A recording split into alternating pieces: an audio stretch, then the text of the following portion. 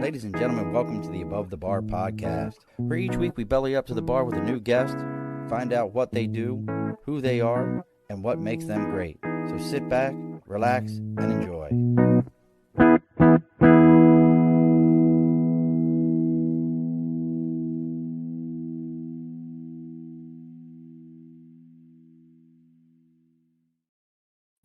Alrighty, folks, welcome back to the Above the Bar podcast. It's your host, Sean.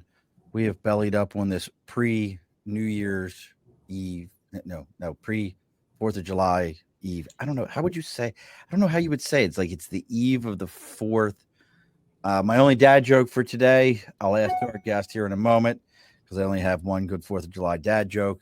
I don't normally have dad jokes, even though I am a dad. But joining us all the way from the frozen, I'm going to say it's like the coldest place that you shouldn't be cold in, but they're always cold there. So, and if you've never been, and it will never make sense to you, make sure you pack a sweatshirt and a jacket. So joining us all the way from the San Francisco Bay Area, it's Judge Mary Beth O'Connor. Well, hello. Thanks for having me. You get cheers and everything. So I would like everyone to address her as Your Honor today.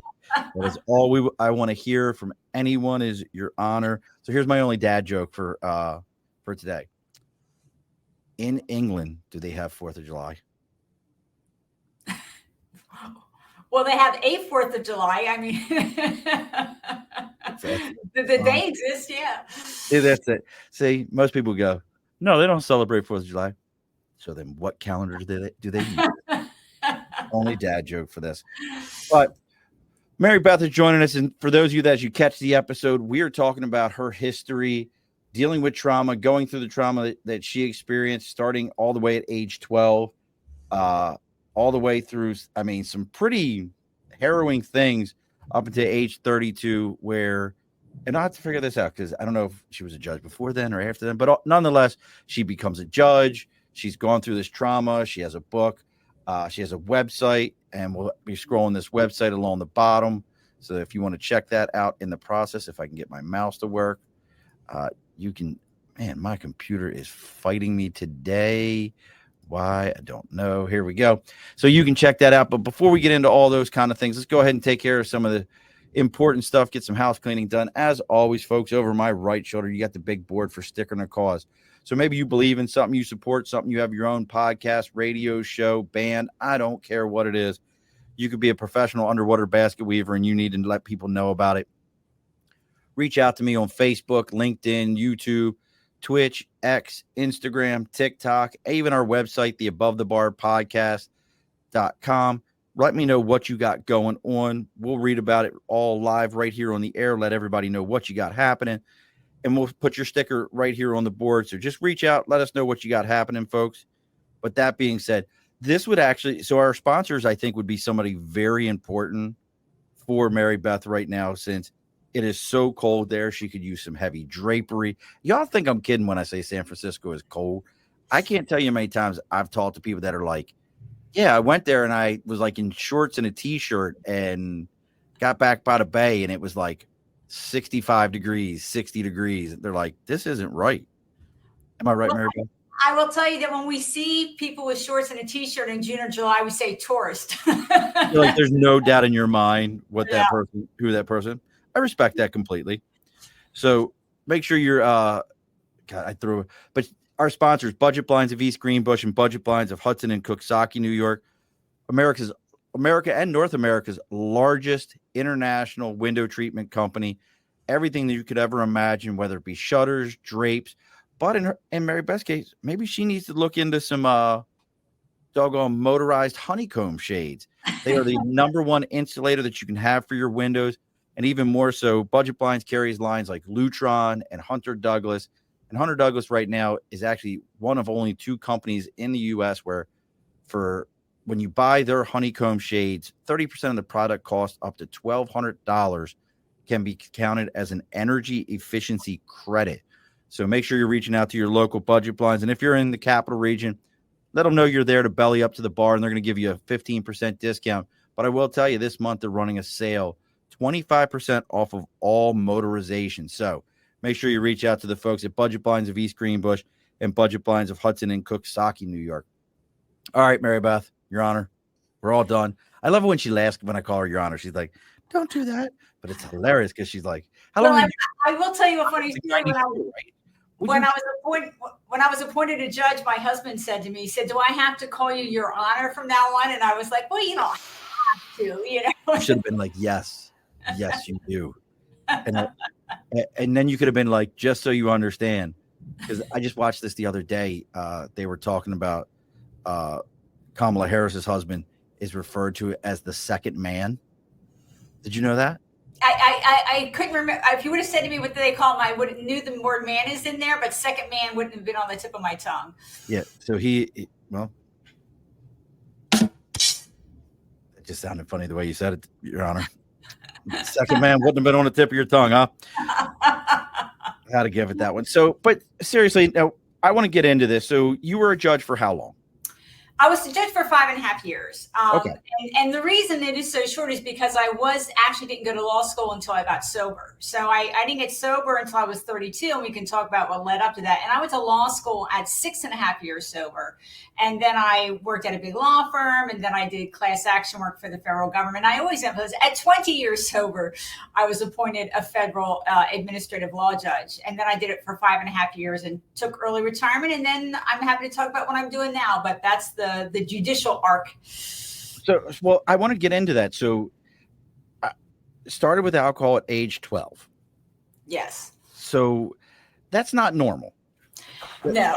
So let's start there for a minute, because I think what a lot of people, everybody thinks that their trauma is unique to them, and nobody understands what I'm going through. And I think that's a lot of our mindsets, because it's ours. So nobody can understand me. But I also like to have people open up and say, like, hey, you're not alone. Somebody else, you're not the first person. So at age 12 to start drinking, what drove that? Yeah, I mean, and you're right, because I see the short version of my story is child abuse led to childhood addiction. And that is not an uncommon story, unfortunately. No. That is a very common way. If somebody's abusing drugs to excess in their teenage years, it's usually either trauma and or untreated mental health. It's usually one of those two things. And so for me, it started bad from the beginning. I was actually left at a convent for the first 6 months of my life. I didn't live with my family. And then when I moved in with my mother and the man she had married who adopted me, he was nice, but my mother was very chaotic. She could be violent. But when I was 9, it just got much worse because she married my stepfather, and he was very violent with her, and he was physically, sexually violent with me. It was just a high stress household. Like just as sort of a little example, I was 9, my sister was 7, and we had to put the dishes away out of the dishwasher. Like that was one of our chores. And I taught my sister, after I realized who I was dealing with in my stepfather, I taught her to put the dishes away one dish at a time so they didn't clack. Like that was sort of the level of stress and strain that we were living under. And yeah, I'd like to say that it's a unique story, but it's not a unique story at all. Wow. Like just even that could have triggered a bad situation that night. Yes. So by age 12, you would turn to drink. Yes, that's right. It was my first drug was alcohol, which was common first drug in my day. And it was Boone's Farm Strawberry Hill wine. Strawberry Fields, Boone's Farm? Look, I used to say back home in Baltimore where I grew up, you could always tell a good wine by the crack of the cap. Well, I will tell you this. My girlfriend rode it over on her banana seed bicycle, and we drank it out of Flintstones glasses. They used to have grape jelly in them. Like this is wow. Who we were at the moment, but that was my first exposure, but it really caught my attention because I felt so much better. It was sort of like my muscles relaxed, and I was giggling in like a more joyful and honest way, and I just felt happy, and I focused on this, like, oh my gosh, this is like a really positive experience. I need more of this. And so it was just the beginning, but I kept pursuing it because it helped me feel it helped me release the tension and the fear and the stress that I was clenching onto. Now, I mean, but I got to ask this because going from a drink at 12 to meth at 16 to shooting up at 17, that's a pretty big jump. Now, let me ask this for a second. Did you grow up in the San Francisco Bay Area? No, I grew up in Central Jersey. Okay, so you're an East Coast girl. Yes. You know, the land of milk and honey out here on the East Coast, you know, where we do things right, and it isn't 3 states that take up the entire thing. I'm just saying. I'm just saying. I like the East Coast. I'm an East Coast guy. Yeah. But so how do we make that jump? I mean, that's going from this is numbing things to I want to kill it all. Like, how do we make that jump? I mean, but it was 4 years between the first sip of alcohol and the first snort of meth. So, a lot can happen in 4 years. And I mean, first I added in, well, first of all, I pursued alcohol, right? I mean, I was looking for opportunities to drink, making opportunities. I would even steal beer from my dangerous stepfather because that's how much I wanted it. It was worth it. It was worth it to take a shot at it. It was worth it to take the risk. And then I added in weed, which we called pot in my day. There were pills around. There were a lot of downers and a little bit of stimulants, but mostly downers. There was a lot of acid. 4-way window pane was the big acid in my day. I did a lot of that my sophomore year. I've never even heard. I've heard of different acids. I've never heard of 4-way window pane. Yep. It was a paper acid, and it was divided. It was a square, and it was divided into 4. And so each one of like a window pane has, the line. Gotcha. Yes. And so each dose was 1, but we used to. I mean, I don't think I ever did 1. Usually it was 2 or 3, but I mean, but that's, that's what we all did. And then when I was 16, I got my first exposure to meth. And it was also in Central Jersey. This is like 1977. I mean, methamphetamine existed, but it wasn't around in my area in any kind of volume. This was like the first big wave of easy access to meth. And so it was readily available. All the druggies were very excited, about this new. Yay! Hey, we got meth, And so it was, my group of people, the people I hung out with, all started doing it. And I started doing it quicker to access. And I was shooting it up within 6 months. And in the senior year of high school, I was completely out of control in full bore addiction. I mean, Mary Beth, meth. Back then that was what they were calling it, crank back then. If I remember. Crank, yes, that's what we. In fact, crank is in the first line of my book. I referenced it. If I had to think about, that's an East Coast thing, like calling it crank. Like I don't think anybody even refers to it that way. That's serious. So and the meth habit wasn't like, all right, I did a little bit of meth. That involved your life for, what are we doing the math here? 14 years? Am I doing the math right? Yeah. I did better for a while. So let's put it this way. The people, sometimes people say, did your parents notice? No, they didn't notice. But I will say that other druggies were telling me that I was out of control, that I used to lie and pretend I had taken a break so that I could get more drugs. Oh yeah, I slept for 3 days. I took a good break. I'm good. I'm fine. Fine. Bring it on. Ready to go. And so, I was, sort of known as being on the excessive end, even among the drug group that was using meth. But I did go to college. I came to California. I graduated from Berkeley. And for the first 3.5 years of college, I did better with drugs. And I better and good, 2 different words, but I did do better. I didn't do that much meth. It wasn't really around for a while. A little bit of cocaine, a lot of alcohol, a lot of chaos, pills, mushrooms, hallucinogens, but it was more contained. It was mostly on the weekends, sometimes during the week. And so it was better. But I had this really, vicious kidnapping and 6-hour rape by 3 men in college. Hold on, pause. You're not allowed to. Listen. Hold on. Wait a sec. Hold on. You don't get to brush that off, Mary Beth. Yeah. You don't get to be like, so I was kidnapped, held in captivity for 6 hours. How did that even? I'm sorry we haven't got into like the book yet, but how does that even play in? Yeah, I mean, so I was living in LA at the time, and I was at a bus stop, and this van was like, these two guys I thought would come around, and they were chatting me up, hey, you want to ride? No, Right. I'm good, but and it was like, they seem friendly, and it's funny because with my violence history, on one hand I can be hyper vigilant at times, and on the other sometimes I don't recognize the threat, and in this case I did not recognize the threat, and I got in the van, and it turned out there weren't two, there were three. There was one of them in the back, and he sort of came from behind. I didn't even know it was there, grabbed me. I mean, it was a nightmare, and I really believed I was going to die. Like, I mean, I really thought, this is it, this is it for me. But it was interesting because in a way, my violence history helped me stay calm. Like I was able to, I didn't scream or yell because it wasn't Right. good help. I really was able to sort of watch them and try to figure out what was going on, like who was in charge, what were the dynamics, playing it up like we were just all having a good time, like I'll do whatever you want me to do, and so but it was a long haul. It was 6 hours is a long time. Yeah, look, 6 minutes is a long time in a stressful situation like that. But and this is all still, you're at Berkeley, that whole world.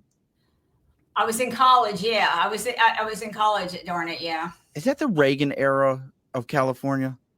No, he was president because it was after 1980. So okay, so you're Reagan presidency. Mm-hmm. I always think of Reagan Berkeley era when he was kind of like, he lambasted the president of Berkeley about like, you can't control your university. What is your problem over here? That's right. And sent in the National Guard. That was in the late 60s. Okay. All right. Say, I'm not up on all my California. And folks, if you're just joining us, please take a moment, check out what Mary Beth has going on junkie2judge.com.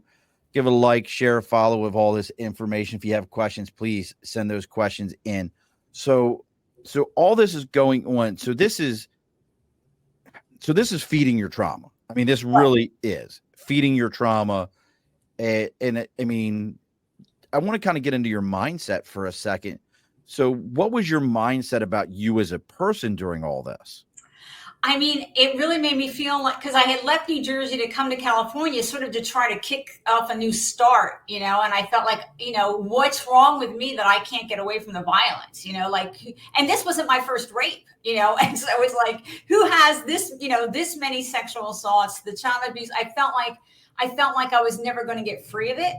And then I chose to move in with a violent boyfriend who I, knew had violent tendencies, which is not an uncommon reaction to living in a traumatic childhood. And so I felt really stuck in it. I felt like there was just no realistic path of it ending. And it just raised all those feelings again, and all the desire to shut down my emotions, the desire, to try to stifle the pain. But I did better for a little bit after that, but I just couldn't hang on to it. It's like, I just couldn't hang on to my grip. It was just too much. And then I started really using meth again at the end of college, and I used until I was 32. So it was part of the trigger to sort of reach for the meth again, which is really biologically, for whatever reason, the drug that fit me best. As I say, I was very committed to meth. Like, you could put all the drugs on the table, and that was your one. That was my one for whatever biological reason.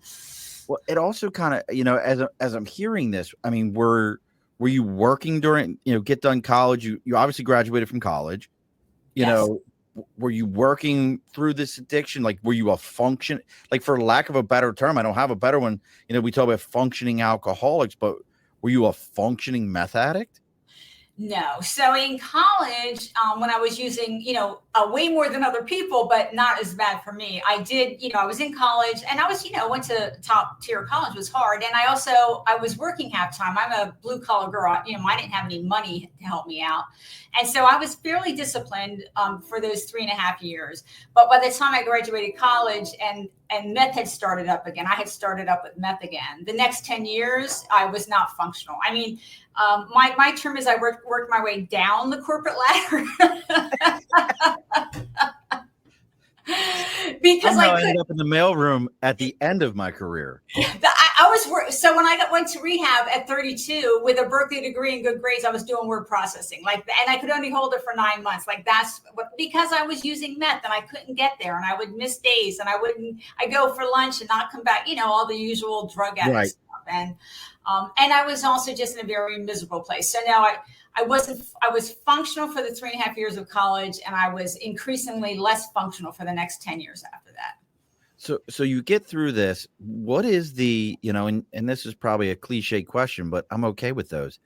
What was the wake up? Actually, let me pause that before we even get that.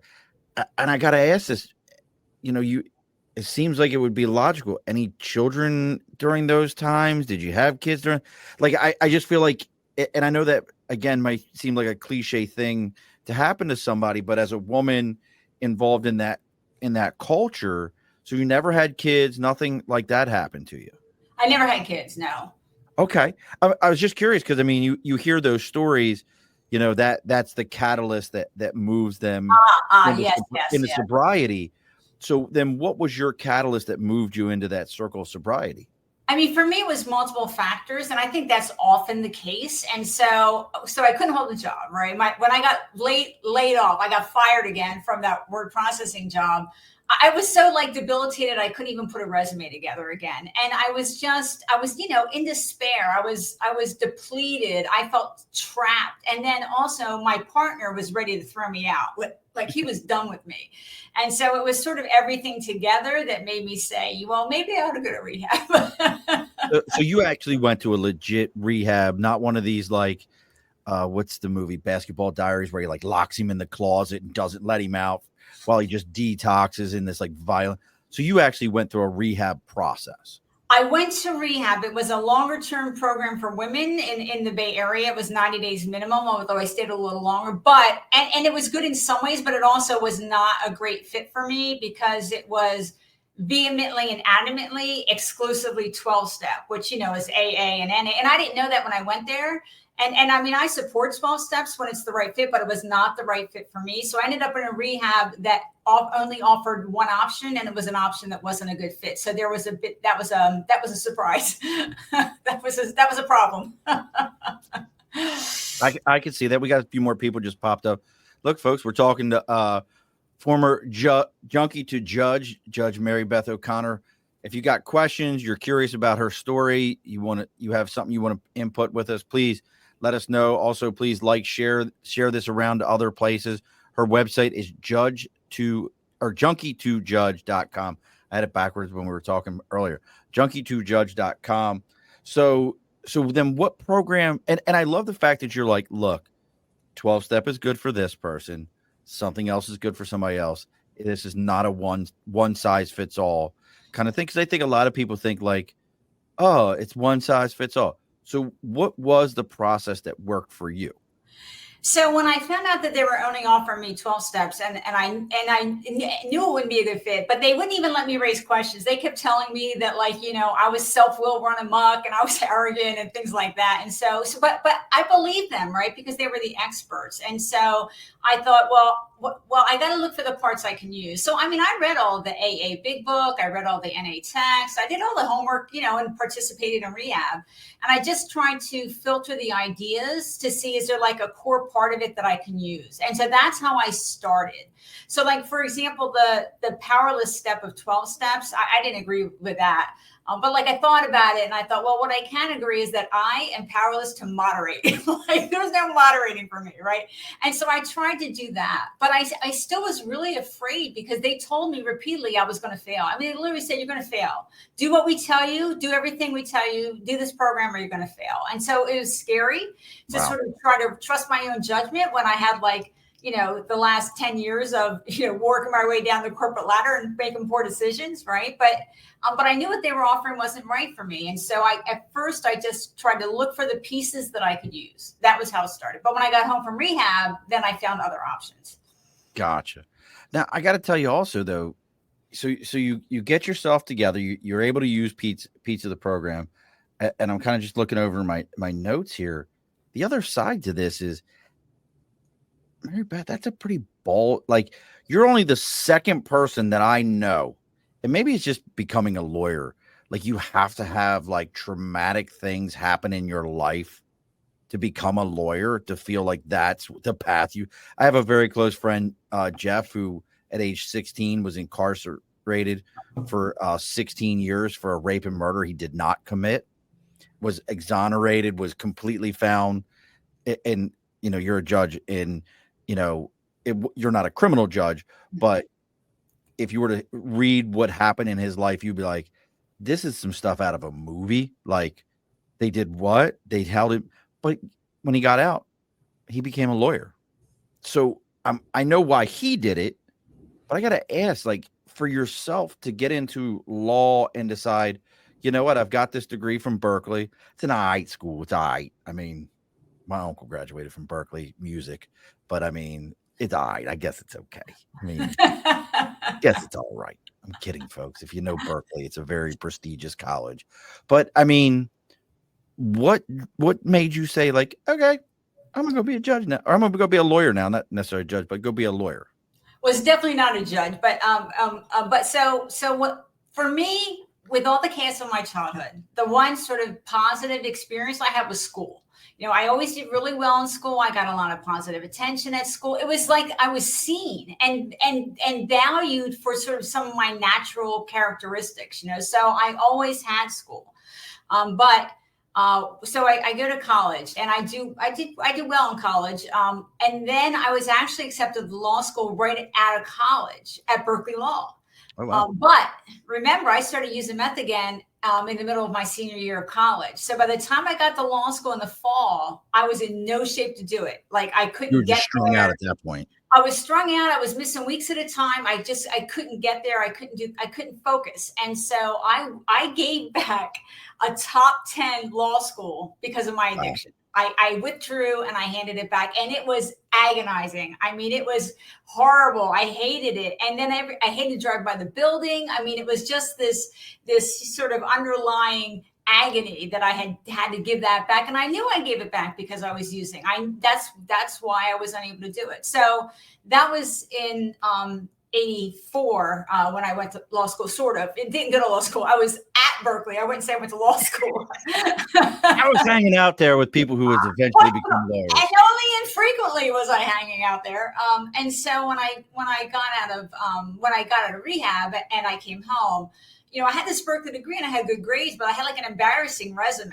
I mean, embarrassing. So like my first professional goal was, let's not get fired again. Like that's what's really. Let's start there.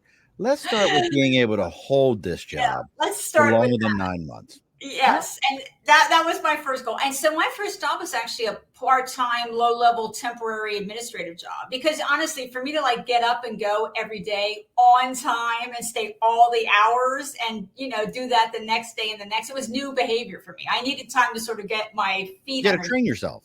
Yes, to build that habit up and to really, have that experience. And so then my second job was a permanent mid-level full-time administrative job, and my third job was a supervisory job at a larger company where I got a promotion. And now I'm like 5 years into sobriety, and then I started thinking about law school. Should I try? Because I was also getting older. I mean, I got sober at 32, so now I'm in my late 30s. But it was scary for me because I didn't want to. I didn't want to have to explain what happened last time, right? Like, there was no good explanation. There was no good explanation. There's no way to be like, listen, the Hells Angels had brought in some hella meth at this point. They had a hell of a cook. What was I supposed to do? Like, you can't explain that to the law professor now. I get it. No, there was no good explanation. But at this, and I also feel like I was getting older to that. Either I do it or I admit I'm not going to do it. You know what I mean? It was sort of like getting to that point. It was your shit or get off the pot moment. Yes, it was. And so I took the admissions test again and I applied. And Berkeley actually didn't take me back, but I went to Hastings, which is it's like a top 40 law school. It's a good school. Yeah. But I was number 3 in my class of 400 my first year, and then Berkeley took me back. And so I actually did graduate from Berkeley Law School, but 16 years later. This is for you again. Yeah. So More applause. Look at you. That was a cherry. It was a cherry on the, on the cap. I mean, I went to law school at 6.5 years sober, and I was able to focus, and do it and be disciplined and do what I needed to do. And so But yeah, it was a real joy to get it back. I never thought I would. So that was the law school. Now I still wasn't thinking judge, but that was the law school. Well, what kind of law did you practice? I was a litigator, so lawsuits. I worked at a big law firm. I did class action and complex business litigation there, and then I went to work for the federal government, and I did a variety of class actions defense for the federal government. Now, and we're going to get into the book here in a minute. Again, folks, if you're just joining us, we got Judge Mary Beth O'Connor on. She has a website, junkie2judge.com. She has a book. Her book is actually called From Junkie to Judge, One Woman's Triumph Over Trauma and Addiction. You can find it on Amazon, Barnes & Nobles, BAM, IndieBound, bunch of different other sites. Pretty much you Google it and you'll find it. It'll pop up. But so one of the things that I think a lot of folks that have gone through what you've gone through, and what I love about it is you approach it like, I'm not unique. I'm not special. This is not a one-off story.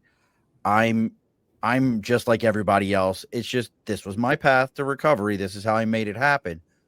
In your path though, was there ever a time where, you're sober, you're 6.5 years sober, where you felt like it came up in employer conversations, and you either felt like, well, I guess I got to own up to this, or was it always like, nah, it's none of your business. I'm not there yet. It's when the first time it really could have come up is when I applied to the Bar of California. And to be a lawyer, you have to get licensed by the Bar Association, right? But they don't ask you, did you ever do drugs in your life? They ask, did you in the last 5 years, have you had a problem with drugs? And I had like 10 years sober at that point, right?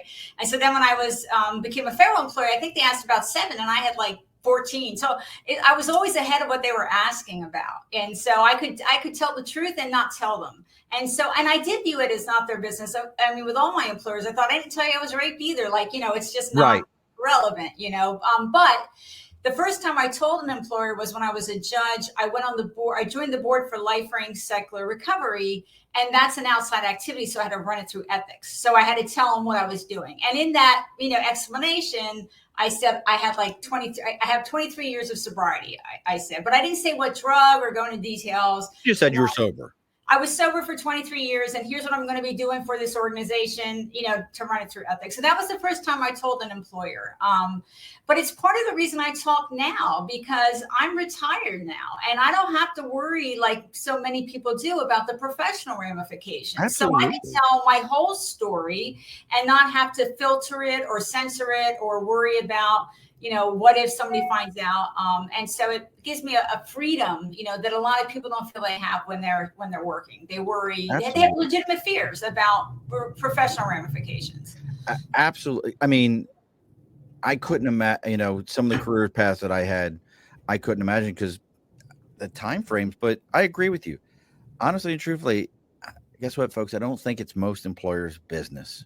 Unless you're bringing it to my doorstep at that moment, it stop judging people on what they have done. Figure out what they're doing. That's just my thing. So you retire in, was it 94? Did I read that right? No, I retired in 2020. Oh, 2020. So what did I read about 1994? Maybe I might have. That's my sobriety date. That's my sobriety date. I just had 30 years of continuous. Okay, maybe that was it. Yes. What's the date? January 13th, 94. Nice job. So nice job. So maybe that was what I was reading. I remember just reading 94, and I thought I read 94 and retired. She retired from drugs in January. That's 13th. Right. That's right. That was it. You've got 2 retirements, one from drugs, and then one from the legal system. I like that. I think that. Listen. You can use that. You retire because I think that sounds better. Like, sobriety has, and maybe this is just me. Like, sobriety has like a negative connotation. Like, people want to approach that and be like, "Oh, you're sober? What was it?" But if you told somebody, "Hey, I've retired twice," and they're like, "What are you talking about?" Like, I retired once from using drugs and then from the legal system. People would be like, "What'd you say?" Because it's a positive. It should. We look at retirement in a positive tone. Well, I will say, like on that point, when I talk to newcomers, sometimes I really say, I think that it helps if you don't say I can't use this drug or drugs. It helps to say I'm choosing not to, and it's Right. all the truth. You are choosing not to, and that's a much more affirmative statement, and it's a much more empowered statement. I love it. choose not to. See, I love the sound of that. Like, I've chose not to do these things. I've retired from these things. All that has a way better vibe in my head and a much more positive outlook. If you could tell someone like, hey, I guess it's time for you to retire from that, retire from doing that.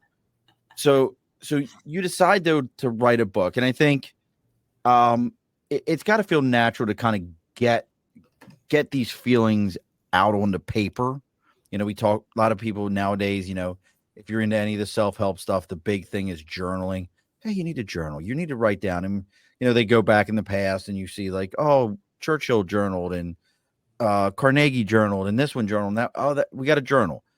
But, this is kind of your journal in a sense. Other than the fact of wanting to get it out with people, what was it like to take it from here where you lived it in your head to out of your hands into that ink? Because now it's out of here and it's permanent. Yes. Well, so I'll say a couple things. That one is that I was a really excellent legal writer, but when I started thinking about when I was appointed a federal judge, that's really when I started thinking, could my story be of use? Is there any value to it? And I had actually not read a lot of memoir, and so I thought, well, I better read some, and see what's out there, because I don't want to write the same book that 22 other people have written. What's the point?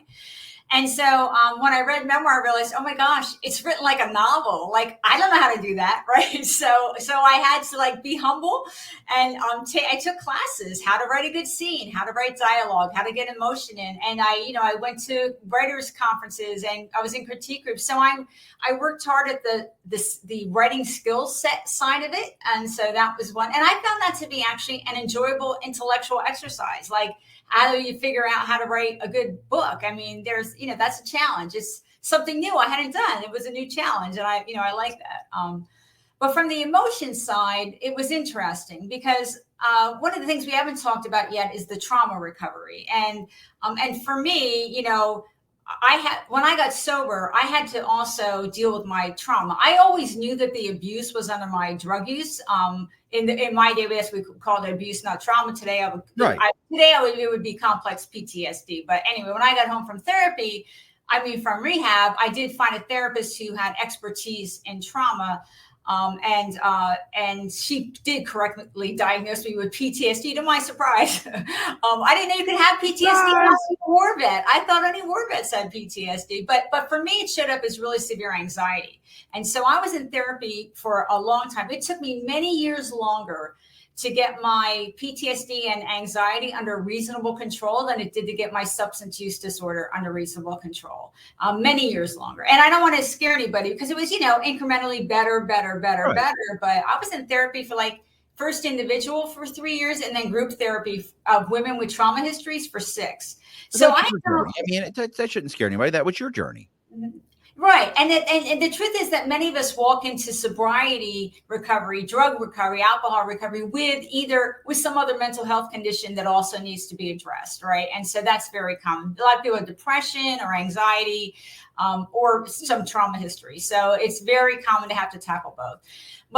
So I had done a lot of work, but by the time I was writing the book, there was a gap in time. I hadn't been in therapy for a number of years. And so it was sort of like a fresh-eyed view again on it, and seeing some things and some threads as I wrote about them in detail that really made me process things in a new way. It was sort of another step of healing. Even though I had come really far, it did add another layer to my understanding when I was writing the book.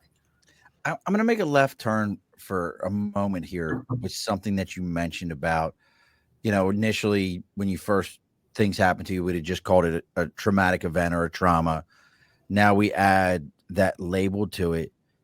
Do you, and this is more opinionated, do you feel like because we label things so much that that trauma piece, because I still think it's traumatic. It's a traumatic event, but that traumatic PTSD, like going from trauma to PTSD, I think a lot of people don't realize you can go from trauma to nothing or trauma to PTSD. I think a lot of people don't realize that. They just think, well, I had a traumatic event, I must have this. Oh yeah, no.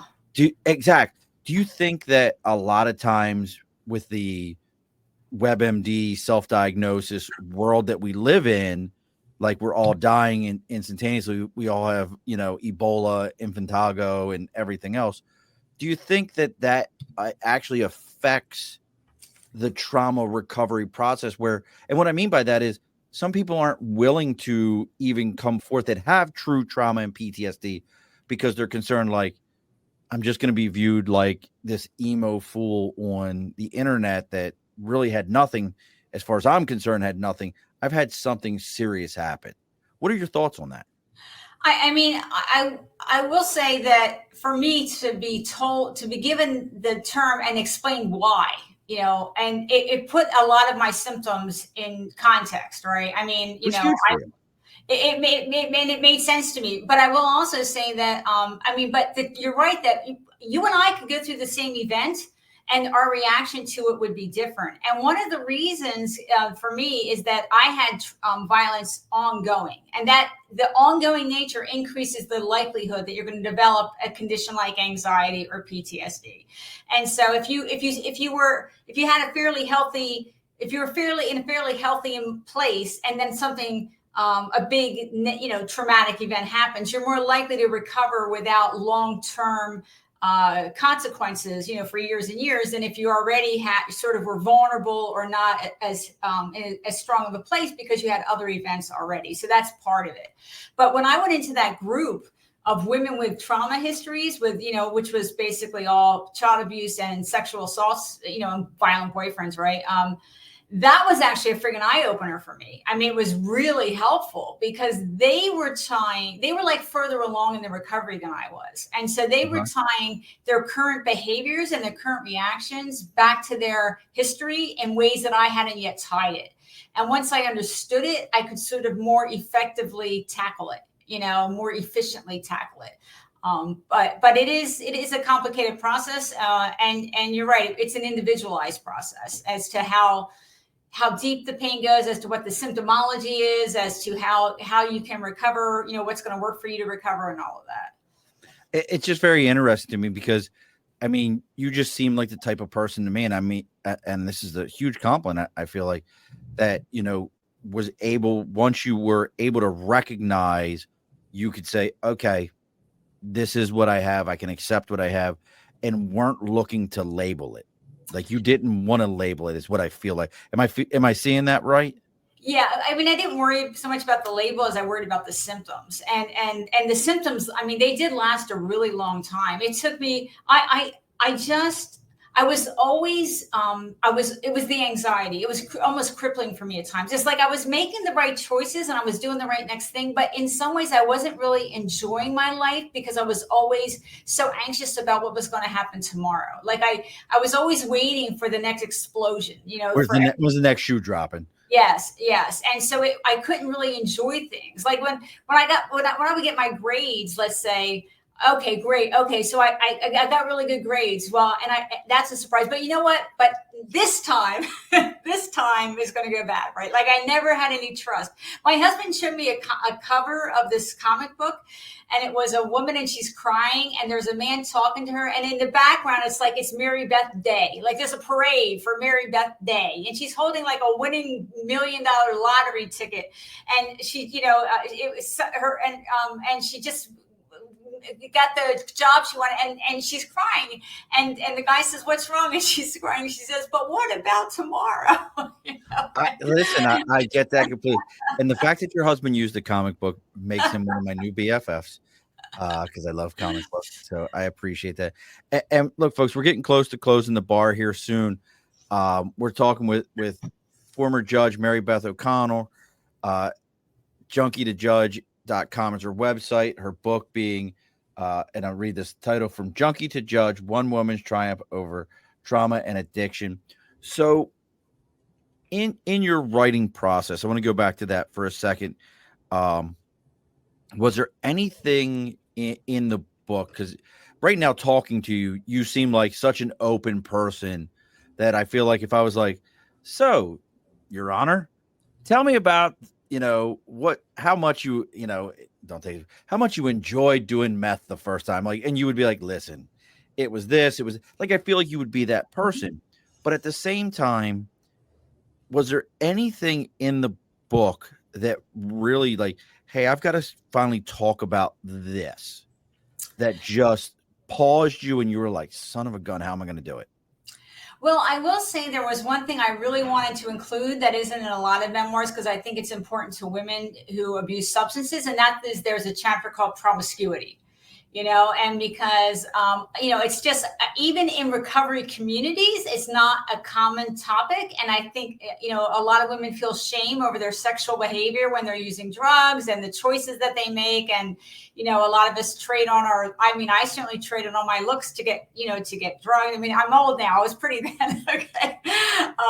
But, it's a common experience and there's a lot of judgment around it. And so I really wanted to own up to some of the sexual things that I did that were, interplayed with my drug use. And so that was something that I thought carefully about, but I also thought it was important to include.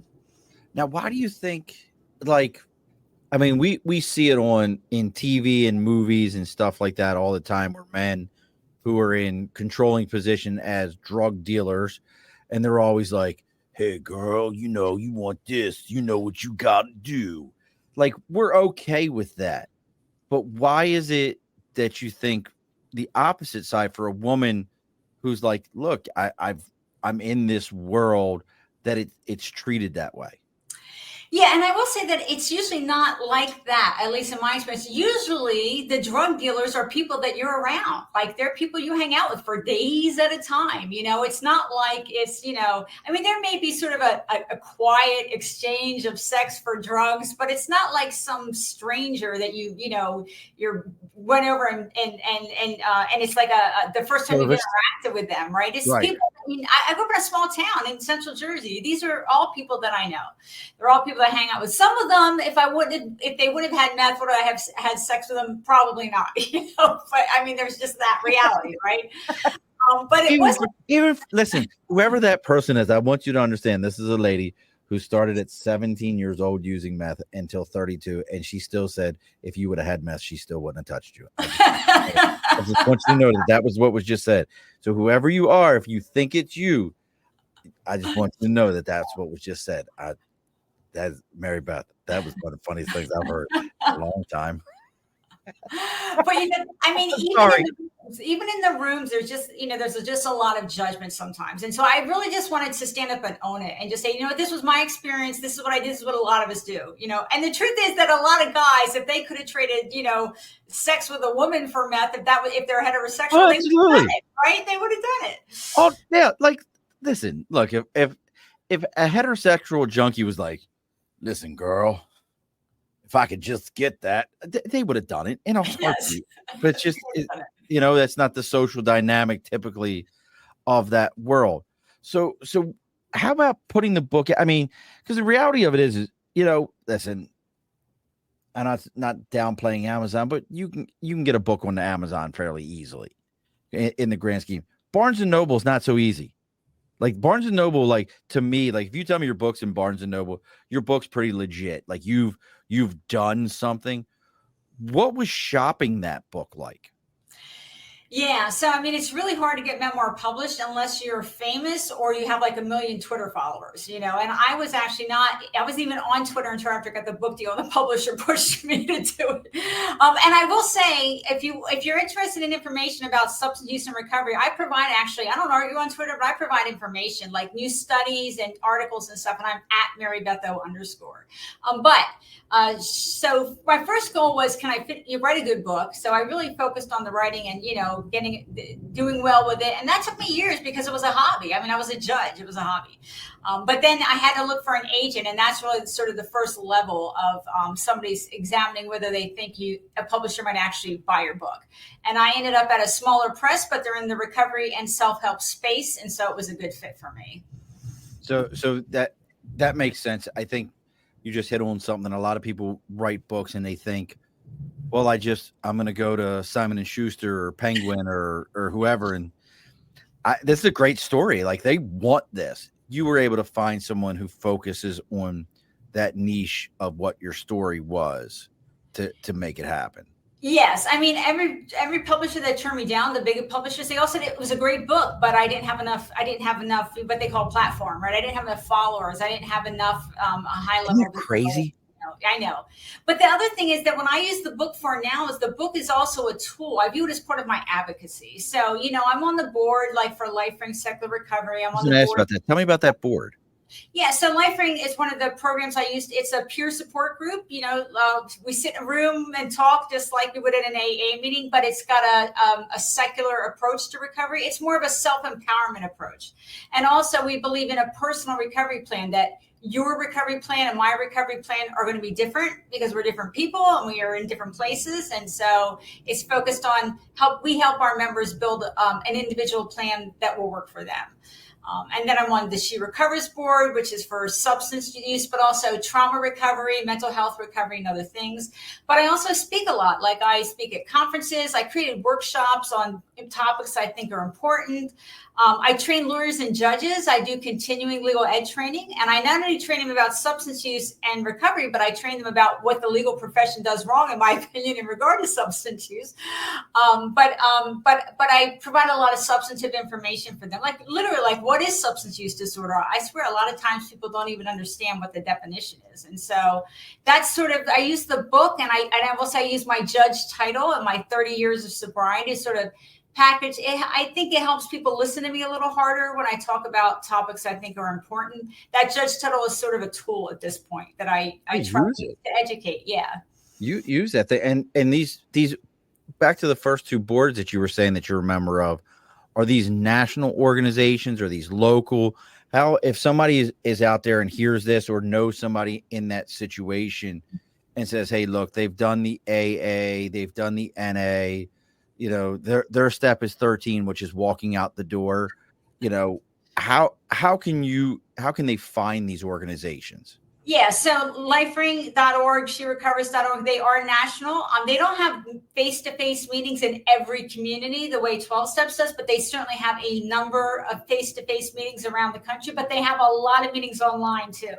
So you can always participate online if there isn't one in your local community. So there's an ability for for somebody to go out there and find that person and get to that person. Yes. And a lot of people, and I will also say I mixed and matched programs. I didn't just do one. And that's a lot more people do that today. In 94, I didn't know anybody who did that. But today it's got a name. It's called a patchwork plan.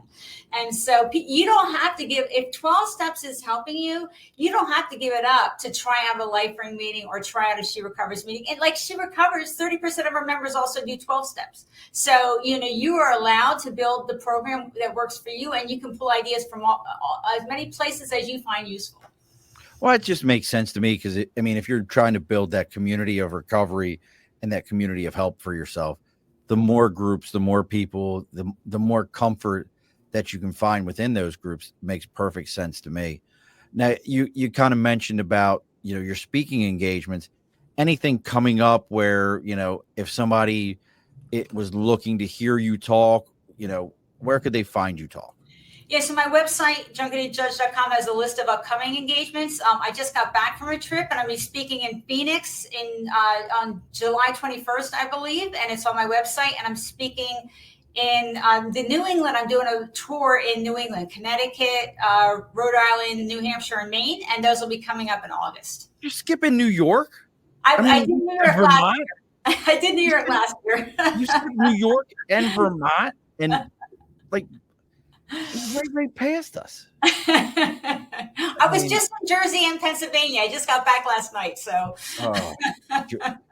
out in Jersey. All right. So look, because Nate's not here, and I don't know where he's at. I'm getting his ass this 2 weeks in a row. Nate's a good buddy of mine. He always asks a food question. You're from Jersey. He wouldn't know this question to ask. Is it Taylor Park or Taylor Ham? It's pork roll. It's pork roll. I never had pork roll till I moved to just outside of Philly, and I had my first pork roll and egg sandwich. Yes. On a hard roll, I hope. It better be on a hard roll. You know what? I don't remember. I want to say it was, but it was like homemade, so it could have been on regular bread. But I'm gonna tell you, we can find it up here. We have tailors up here in the Albany area. I had to bring that up because, like, being from Jersey, like, that's like the one thing. Like, I'm not a big Jersey food guy. Like, I've tried to find good food in Jersey and I fail at it every time. I don't know what it is. Like, I don't know, Judge. Don't judge me for not being able to find good food in Jersey. So you got all these things. Any of these available online if somebody's not in those local areas where they can log in and listen to you talk, or even your book, is it available in an audio version? So the book is available audio and ebook, Kindle as well. I have some of my speaking recordings on my website, so you can listen or watch some of those. And the one in Arizona actually is going to be broadcast, and so that's the Humanists of Phoenix, the Phoenix Humanist Association is putting that on, and it will be broadcast, and so you can register and watch. You must and. Judge, I just heard it in your voice. It must be Southern Jersey you're from, because I heard you sound like me from Baltimore with a more mid-Atlantic accent. Yes. Because I just was listening and I heard you say something. I don't even know what it was, but I was like, oh, she jacks up the same letters I jack up. like T's become D's and instantaneously. So, Wawa. Do you love a Wawa? Yeah, Wawa, that's right. Yes, I am from Central Jersey, more, to the south. I don't have that North Jersey accent that you hear in movies, No, you've got a mid-Atlantic accent. Yeah. You've got a true listen, like, you're endearing yourself to me every time I turn around when I hear these things, because I'm like, listen, she's making it happen. And look, folks, I mean this honestly, and from talking to Mary Beth, from checking out her website, knowing what she's got going on. She is a trainer also. If you're looking for somebody to help you out, she talked about the continuous legal education, the medical side. I think personally, completely sidebar, we could probably do an entire show on what I'm about to say. I feel like anytime the U.S. government puts the words war on in front of something, you can just go ahead and shit in your hat and wear it, because it's never going to end. FYI, folks, look at any war on poverty. That was started during the Nixon administration. Tell me how that's working out for us. War on drugs. That's the Reagan administration. Tell me how that's working out for us. War on terrorism. That's the Bush administration. Tell me how that's working out with us. Anytime we put war on, I've said this 100 million times, and I'd love to get your quick thought on this because we're getting close to the end. Mary Beth, I've always said, take the war on drugs, end it, be done with that term, be done with all the money that gets dumped into it. I personally, and maybe this is because I'm not recovering in any way, I feel like, you know what? I'd rather see it legalized and the billions upon billions of dollars that are spent on the war on go to recovery and education programs similar to what we did to cigarettes. Because the only reason we did it to cigarettes is because, my opinion is, the insurance industry was like, hey, we're paying for stuff that we don't want to pay for, so you guys need to go ahead and deal with this. What are your thoughts about that? I absolutely support decriminalization of drugs for personal use, and taking the money that we use for incarceration and police and all of that and repurposing it to medical treatment, harm reduction, employment supports, housing supports, addressing other health issues. Absolutely. It's a much better use of our tax dollars. It'll be much more effective. The war on drugs, we've lost it. We've spent billions and billions and billions, and we are in we had a record number of overdose deaths last year. So look how well it's worked. Yeah, I have a son who was in the Coast Guard, and I remember him sending me a picture one time of the back of his ship. And he was like, and I don't remember the number. I don't know why 14 million sticks in my head, but he's like, Dad, we have millions of dollars in drugs on the back of our boat. And I went, that's interesting, son. What happened to him? He goes, I don't know. The DEA came and got him. I ain't never seen a news report that said junkies walking around the street, can't find anything. They've all decided to give up. It's true. And look, it's also it's just not a good use of resources. I mean, we can use those resources. I will say this: overdose death is the number one cause of death in 18-35-year-olds right now. Number one cause of death. It also, you can treat 3 or 4 people for the same amount of money as incarcerating one, and so much better use of our dollars.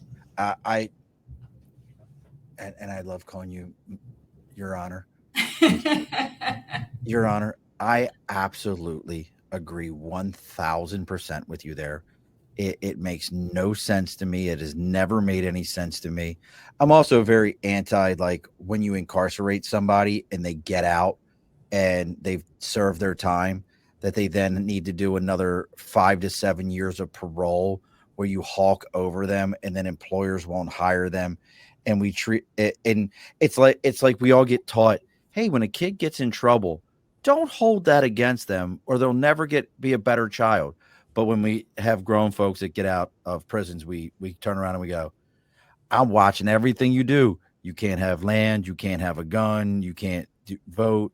We're just going to keep jacking you up for the rest of your life because you made this mistake. Right. I'm a hell of a conservative, ain't I? Yeah. Well, I mean, look, and we have 500,000 people in jail today for possession. I mean, not all the other crimes. It's just not it's not effective, and it's not a good use, and it's not even enforced in a fair way, right? I mean, if you're a rich white kid, you're not going to jail. Well, what's that great saying? Crimes that have fines weren't made for rich people. Yeah. I ain't never met a rich person that gave a shit about a fine. So, but Judge, we're getting ready to close the bar now. Don't log off on me afterwards. We got to talk for just a couple of minutes after the show. I know we talked about this before. You've binge watched all 230 some episodes we're at. You're fully immersed in the bar culture here, but I got to still remind you, this is the last part of the show. On every show, the guest always gets the final word. So, Your Honor, what is the final word? I guess I would just like to say, hopefully my story is an encouragement. I mean, remember, child abuse, sexual assault, meth for, most of 15 years. And I didn't get sober until I was 32.